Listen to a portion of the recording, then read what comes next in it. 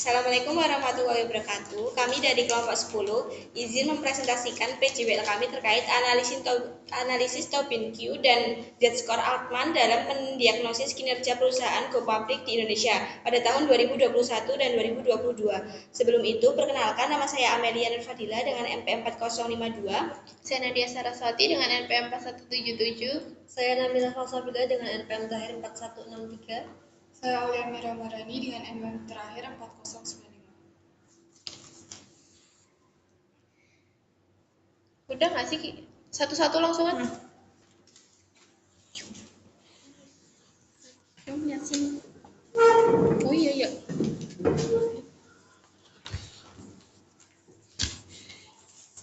Nggak apa-apa lah, lihat sini. Ya. Yang pertama ada gambaran umum dan juga analisis data. Yang pertama ada sumber dan jenis data. Data yang kita ambil itu berasal dari data sekunder dari laporan keuangan perusahaan. Data tersebut meliputi working capital, return earning, EBIT, market value of equity, total liabilities, total asset, dan juga sales untuk mengukur financial distress pada periode 2021 sampai 2022. Jumlah sampelnya itu 19 dari perusahaan di berbagai sektor industri yang diamati selama 2 tahun, lalu observasinya itu sebanyak 38 data. Tujuannya untuk mengidentifikasi tingkat financial distress dengan Altman Z-Score, mengetahui kondisi kesehatan keuangan, faktor pengaruhnya, serta menjadi dasar rekomendasi perbaikan kerja. Lalu selanjutnya ada metode analisis dengan menggunakan pendekatan deskriptif Z-Score, diagnostik asumsi klasik dan ANOVA, prediktif regresi linear, dan juga preskriptif atau rekomendasi pengelolaan risiko. Yang pertama ada analisis deskriptif. Yang pertama ada statistik deskriptif pada tahun 2021. Nah, dari data yang telah diuji menghasilkan interpretasi yang pertama, rata-rata Z-score itu 2,2793 yang menandakan bahwa rata-rata tersebut berada di gray zone atau zona abu-abu, yang menandakan bahwa kondisi keuangan perusahaan sampel secara umum belum bisa dikategorikan sehat maupun bangkrut. Lalu standar deviasinya itu tinggi di 1,46928 yang mengindikasikan bahwa kondisi perusahaan itu sangat bervariasi, ada yang sehat, ada yang rawan bangkrut. Lalu X1 modal kerjanya itu rata-ratanya rendah di 0,1569. Ada juga yang minimum negatif di minus 0,21 yang mengindikasikan bahwa sebagian perusahaan kekurangan modal kerja untuk operasional. Lalu X2-nya itu akumulasi laba, rata-ratanya cukup baik di 0,3952 yang mengindikasikan bahwa secara historis perusahaan masih mampu menghasilkan laba. Lalu X3-nya itu profitabilitas aset yang sangat rendah di 0,0416 yang mengindikasikan bahwa efisiensi penggunaan aset untuk menghasilkan laba itu masih lemah. Lalu ada X4-nya itu nilai pasar atau utang memiliki rentang sangat lebar di 0,34 sampai 6,91 dengan standar deviasi tertinggi di 1,66962 yang mengindikasikan bahwa struktur permodalan antar perusahaan sangat berbeda, ada yang sangat kuat dan ada yang mendekati gagal bayar. Lalu yang selanjutnya ada X5, yaitu efektivitas aset dalam menghasilkan penjualan. Itu bernilai rendah di 0,3024 yang mengindikasikan bahwa setiap Rp1 aset hanya menghasilkan 0,30 rupiah penjualan, yang hal itu menandakan bahwa tidak efisien. Lalu untuk klasifikasinya itu perusahaannya ada 6 perusahaan aman, 3 gray area, dan 10 distress. Kondisi tersebut diduga dipengaruhi oleh dampak pandemi COVID-19 yang masih berlangsung pada tahun 2021.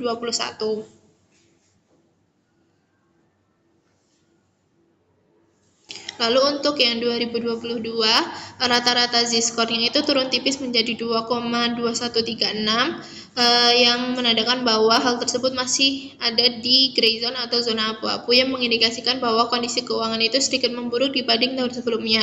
Lalu standar deviasi juga menurun di 1,42020 yang mengindikasikan bahwa variasi kondisi antar perusahaan masih tinggi namun sedikit lebih homogen dari 2021.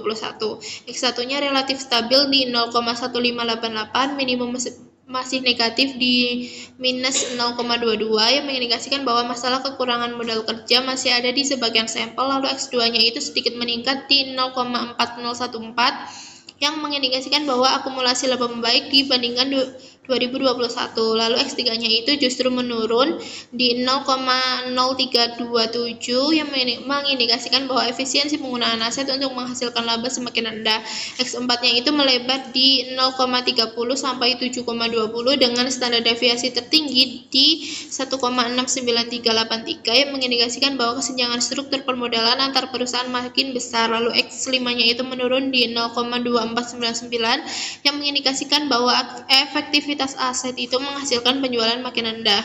Untuk klasifikasinya, perusahaan aman turun menjadi 4 perusahaan, lalu gray area-nya naik menjadi 5 perusahaan, distress tetap di 10 perusahaan yang mengindikasikan bahwa ada pergeseran dari kategori aman ke gray area, tetapi proporsi distress tidak berubah. Lalu yang selanjutnya akan dijelaskan oleh rekan saya.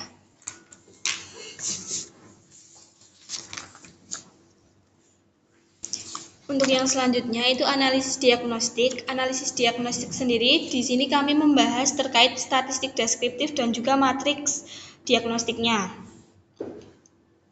Untuk yang statistik deskriptif ini kami membahas terkait Tobin's Q. Untuk dengan variabel ada 4 variabel yaitu age, umur perusahaan, size yaitu ukuran perusahaannya, INF itu inflasi dan Z-score-nya. Lalu untuk umur perusahaannya itu rata-rata berumur 24,79 tahun yang sekitar 25 tahun. Untuk umur termuda pada sampel ini yaitu 10 tahun dan umur tertuanya yaitu 39 tahun. Perusahaan ini sangat bervariasi, ada yang muda dan ada yang tua, dan dari umur ini tidak bisa dikarakteristik berdasarkan umur saja. Untuk size-nya itu tuh rata-rata ukuran perusahaannya 31,725 yang jika dinominalkan yaitu sekitar 59 triliun, untuk yang terkecil yaitu sekitar 19 triliun, untuk yang besar yaitu 278 triliun. Yang artinya bahwa perusahaan pada sampel ini pada tahun 2021 yaitu berada di kategori perusahaan besar dan sangat besar. Untuk inflasinya sendiri itu pada tahun 2021 yaitu 1,87 dan nilainya itu konstan karena merupakan makroekonomi. Untuk selanjutnya variabel yang keempat yaitu Z-score. Untuk Z-score-nya sendiri rata-rata yaitu 2,284 yang berada di kategori abu-abu. Untuk Z-score terendah yaitu 0,22 yang berarti perusahaan tersebut masih berada di resiko kebangkrutan. Untuk Z-score tertinggi itu yaitu di 5,68 yang artinya bahwa perusahaan tersebut berada di kategori aman. Untuk statistik deskriptif pada tahun 2022 itu terjadi perbedaan antara 2021 dan 2022. Untuk 2021 age-nya itu naik menjadi rata-ratanya menjadi 26, termudanya menjadi 11 dan juga tertuanya menjadi 40 tahun. Untuk size-nya sendiri itu rata-ratanya masih sama antara 2021 dan juga 2022, tidak ada perbedaan nominalnya. Untuk inflasinya itu naik menjadi 5,51 dari yang 1,80 tadi. Untuk Z-score-nya itu juga mengalami perubahan antara 2021 dan juga 2022. Untuk 2022 ini rata-ratanya menjadi 2,214 yang berada di ambang kebangkrutan. Untuk terendahnya 0,29 dan juga yang tertinggi yaitu 6.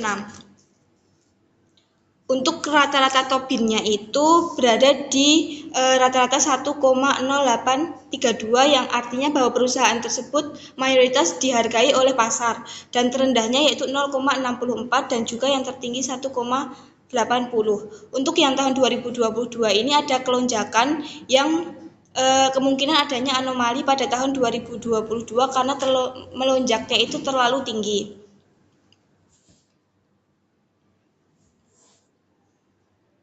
Untuk yang selanjutnya itu ada kombinasi Z-score dan Tobin-Skew. Di sini kami membagi menjadi empat kondisi. Yang pertama itu kuadran 1 itu yang artinya ideal, yang pada Z-score lebih dari 2,99 dan kriteria Tobinnya itu lebih dari 1. Itu perusahaan tersebut sehat dan dihargai oleh pasar. Pada tahun 2021 ada 5 perusahaan yaitu ANTM, CPIN, Incode, INTP, dan KLBF. Untuk perusahaan tahun 2022 itu menurun menjadi 2 saja yaitu INTP dan KLBF. Untuk kuadran yang kedua itu ada kategori sehat tapi under value, yaitu artinya perusahaan itu sehat tapi tidak dihargai oleh pasar. Pada Z-score lebih dari 2,99 dan Q-nya itu kurang dari 1. Itu pada tahun 2021 ada 1 perusahaan yaitu PT BA. Pada tahun 2022 ada 2 perusahaan yaitu ANDRO dan INGO. Pada kuadran yang ketiga itu ada anomali atau bermasalah tetapi over value, yang artinya bahwa Z-score-nya itu berada di ambang kebangkrutan, tapi sama pasar itu dihargai, yang artinya bahwa suatu saat harga sahamnya bisa tiba-tiba menurun. Itu ada beberapa perusahaan, ada 6 pada tahun 2021 dan ada 7 perusahaan pada tahun 2022. Untuk kuadran yang keempat itu ada kritis, bermasalah dan tidak dihargai oleh pasar, yaitu perusahaan yang sangat berada di ambang kebangkrutan. Pada Z-score kurang dari 1,81 dan Q-nya itu kurang dari 1. Itu pada tahun 2021 ada 4 perusahaan dan pada tahun 2022 ada 3 perusahaan. Untuk perusahaan-perusahaan yang belum masuk ke kuadran 1 sampai 4 ada berada masuk di zona abu-abu yaitu kritis. Dia tidak bisa dikatakan sehat dan juga tidak bisa dikatakan bermasalah juga. Untuk perubahan kuadran pada tahun 2021 hingga 2022 itu ada, untuk yang naik itu hanya 26%, yang turun 37%, dan yang stabil hanya 37%. Untuk perusahaan-perusahaan yang naik itu ada 5, yaitu ADRO, INDF, SMGR, ICBF. Untuk yang turun itu ada 7 dan yang stabil itu ada 7. Perusahaan-perusahaan ini dan kenaikan pada tahun 2021 sampai 2022 itu ditemukan anomali karena kenaikan yang tidak wajar. Untuk selanjutnya akan dijelaskan oleh rekan saya.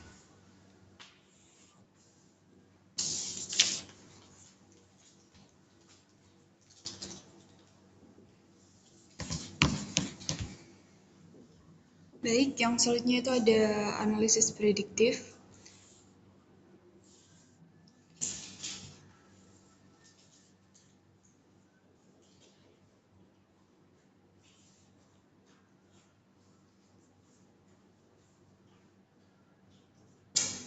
Bisa dilihat pada hasil output SPSS-nya.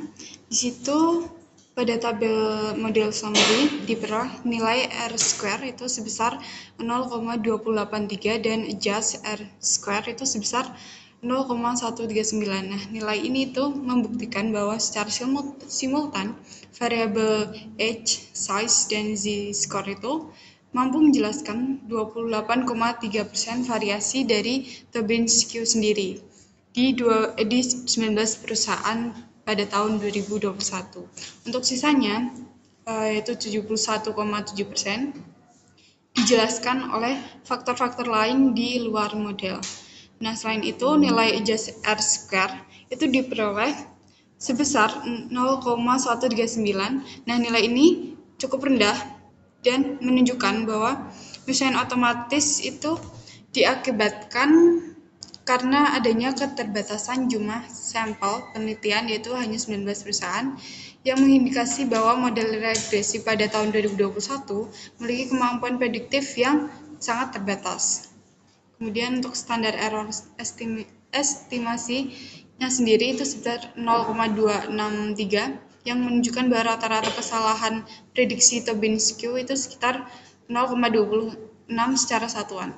Untuk yang terakhir itu ada nilai Darwin-Watson sebesar 1,491 berada di bawah rentan ideal atau rule of thumb, itu biasanya di kisaran 1,5 sampai 2,5. Nah, hal ini itu mengidentifikasikan adanya gejala autokorelasi positif yang lemah pada model regresi di tahun 2021. Kemudian untuk tahun 2022-nya sendiri, di situ untuk nilai R-square-nya sendiri mengalami peningkatan yang cukup tajam menjadi 0,521. Nah, angka ini itu mengidentifikasikan bahwa variabel independen seperti age, size, sama z-score itu secara simultan telah mampu memberikan kontribusi penjelasan yang kuat, yakni sebesar 52,1% terhadap variasi nilai pasar perusahaan atau Tobin School tersebut. Terus untuk sisanya sebesar 47,9% itu dipengaruhi oleh aspek eksternal. Contohnya mungkin modal seperti sentimen pasar makro ataupun kebijakan pembagian dividen. Untuk adjust R-square-nya sendiri itu lebih rendah di kisaran 42,5%. Angka ini menunjukkan penyesuaian terhadap jumlah sampel yang kecil seperti tadi 19 perusahaan dan jumlah prediktornya. Kemudian untuk yang terakhir yaitu nilai Durbin-Watson untuk periode 2022 ini menunjukkan angka 2,058, di mana nilai ini itu menegaskan bahwa model regresi tahun 2022 telah sepenuhnya terbebas dari masalah autokorelasi residual, sehingga model ini layak untuk digunakan.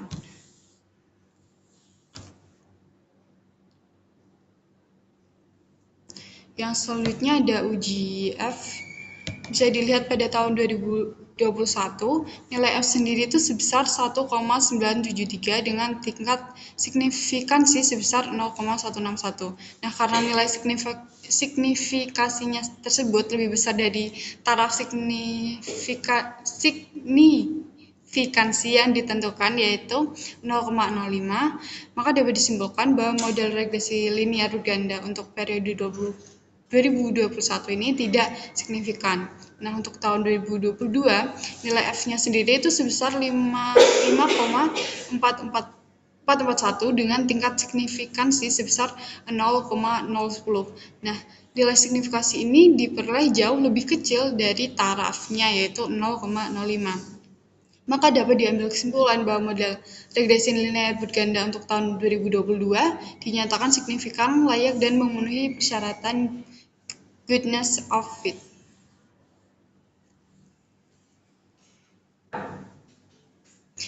Untuk yang selanjutnya ada uji T. Di tahun 2021 sendiri dapat dilihat pada hasil output SPS-nya tidak ada satupun variabel independen yang berpengaruh signifikan terhadap Tobin Q karena seluruh nilai signifikansinya itu di atas 0,05, di mana H-nya sendiri itu 0,149, size 0,404, dan z-score-nya sendiri 0,530.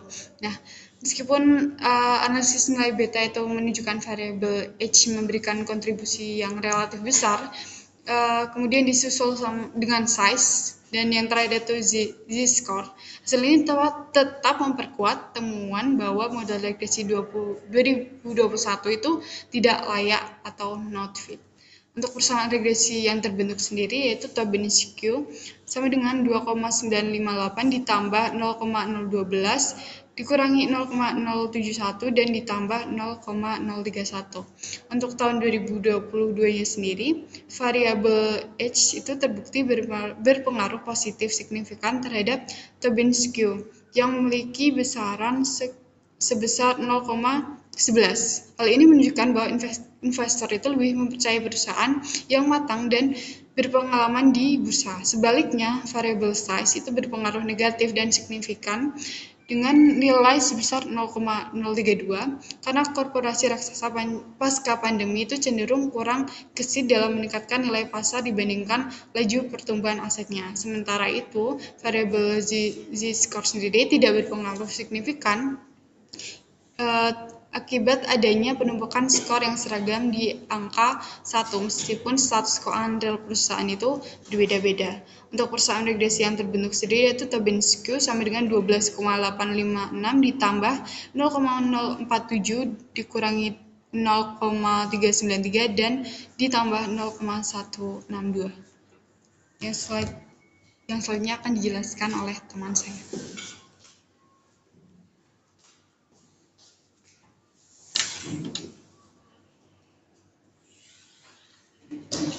Selanjutnya untuk analisis preskriptif.